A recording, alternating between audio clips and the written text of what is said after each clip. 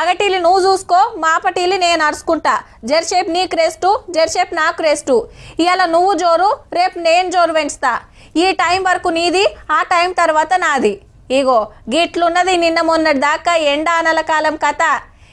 నీ కాలంలో టైంకు రానే రావు, పిలిచినా సపోర్ట్ చేయవు. నా టైంలో డిస్టర్బ్ చేస్తే ఎట్లా అని అనుకున్నాడో ఏమో సూరన్న. ఇక ఫుల్ టైం డ్యూటీకి ఎక్కిండుల్లో. ఏం ఎండలు కొడుతున్నాయిరా నాయన, నిప్పుల తట్టను ఎత్తిన పెట్టినట్టు కొలిమి పక్కనే కూసున్నట్టు.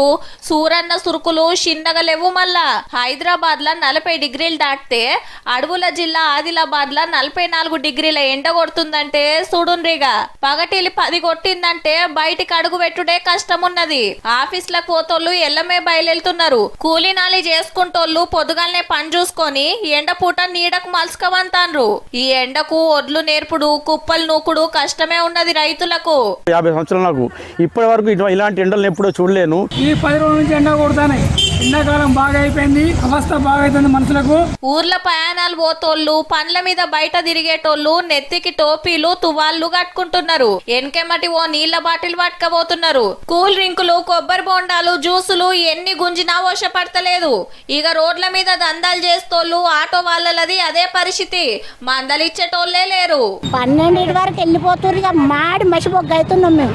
కూరగాయలు కాపాడలేక చచ్చిపోతున్నాం. ఎండలు కొడుతున్నాయి, ఎవరు వస్తలేరు.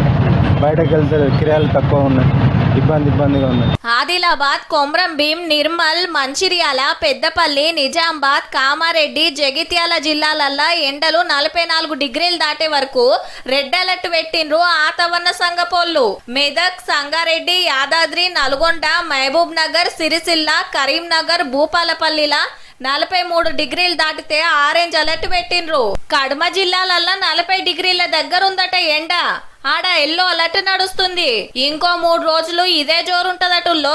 ఎండ తీవ్రత అనేది 11:30 నుంచి 3:30 ప్రాంతంలో అధికంగా నమోదవుతూ ఉంటుంది. కాబట్టి వృద్ధులు కానీ పిల్లలు కానీ యొక్క ఎండ తీవ్రత అధికంగా నమోదయ్యే సమయాల్లో బయట ఆటలాడడం కానీ బయట తిరగడం అనేది చేయరాదు.